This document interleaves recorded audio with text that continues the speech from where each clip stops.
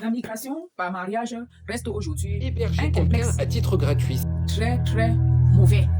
Oui, le droit international ne parvient toujours pas à donner la place que méritent ses partenaires venus, surtout d'Afrique, vers les pays plus développés, une valeur réelle.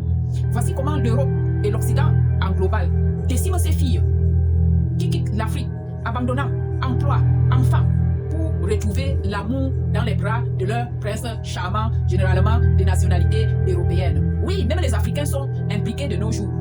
Mais la question que je me pose souvent, c'est de savoir qu'est-ce qui se passe en Occident pour qu'il y ait autant de problèmes de papier au centre de ces mariages. Alors que nos partenaires migrants est souvent, et la plupart des temps, accusés à tort et à travers. C'est le mariage blanc, c'est le mariage gris, c'est le mariage. N'est-ce pas un drame humain? Pourquoi est-ce que les papiers doivent être au centre d'un mariage? Le mariage, c'est l'amour entre deux personnes. Avant, on voyait seulement les Européens, mais les Africains eux-mêmes, la migration des Africains de l'Afrique vers l'Europe, reste encore un mystère à comprendre. Mais pour moi, je soutiens plutôt le partenaire qui est venu de l'extérieur. Parce que quand il migre, la société européenne doit être capable de les intégrer socialement. Parce qu'ils pratiquent la politique de 50%. Mais tous ces marées humaines, quand ils reviennent, on les met sous la charge du partenaire qui existe d'abord sur le territoire européen. Oui, en ce moment, ils deviennent leurs enfants. Et les 50%, c'est où?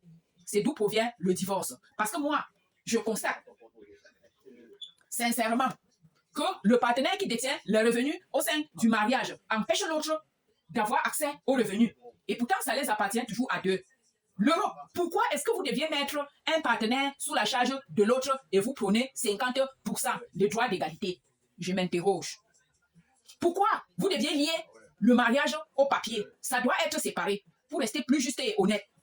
Parce qu'une personne qui vient dans le mariage, certes, on ne connaît pas. L'amour, c'est un truc qui est assez complexe parce que sur le territoire européen, nous voyons bien deux personnes, qu'elles soient de couleur européenne ou noire ou blanc ou quoi, ils se mettent ensemble et après quelques jours, il y a séparation.